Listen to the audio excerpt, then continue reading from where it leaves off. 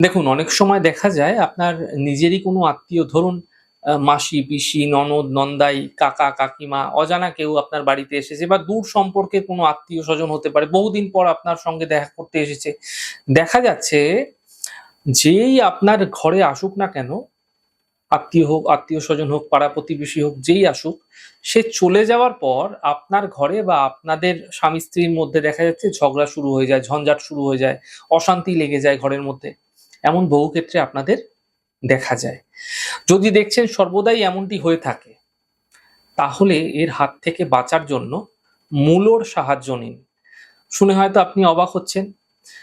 দেখুন, রূপ চতুর্দশী যেদিনকে থাকবে অর্থাৎ যেদিনকে ন ন মানে নরক চতুর্দশী যেদিনকে বলা হয়, সেই দিন ৯ টি মূলো আপনারা নিয়ে নেবেন। ৯ টি মূলো নিয়ে সন্ধ্যাকালে ৫টা বেজে ৮ মিনিট থেকে, মাথায় রাখুন সময়টা, ৫টা বেজে ৮ মিনিট থেকে ৬টা বেজে ৪১ মিনিট এর মধ্যে আপনারা যেকোনো মন্দিরে, যেকোনো দরিদ্র মানুষকে বা কোনো ব্রাহ্মণ মানুষকে, যাকে যেভাবে পারবেন দান করুন।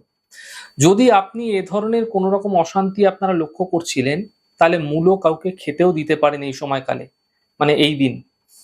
কোনো গরিবকে দান করুন, মন্দিরে দিন, গৃহে কোনো ঝঞ্ঝাট ঝামেলা যেগুলি রয়েছে সেগুলি থেকে মুক্তি মিলবে। আত্মীয়স্বজন চলে যাওয়ার পরে যে খারাপ প্রভাব তৈরি হয়, যে ঝঞ্ঝাট অশান্তি তৈরি হয়, আপনার জীবনে যেগুলি এই সমস্যা সহজে চলে আসছিল, সেগুলি দ্রুত দূর হতে দেখতে পাবেন। এই ছোট্ট প্রক্রিয়া করুন, চমৎকারভাবে আপনারা দেখবেন আপনাদের এই সমস্যা নিমেষের মধ্যে দূর হয়ে যাচ্ছে।